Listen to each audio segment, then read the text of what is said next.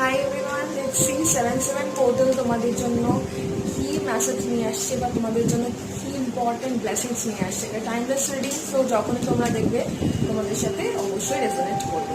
The full, wow, লাইফে নতুন কোনো ডেভেলপমেন্ট, গ্রোথ অর বিগিনিং আসতে চলেছে। অ্যান্ড দ্য টাওয়ার কার্ড মানে একটা বড় সড়ো ট্রান্সফরমেশনকে তোমরা ম্যানিফেস্ট করছো, এবং যে ট্রান্সফরমেশনটা তোমাদের লাইফে পজিটিভিটি নিয়ে আসছে, অনেক ধরনের পজিটিভিটি তোমাদের জন্য।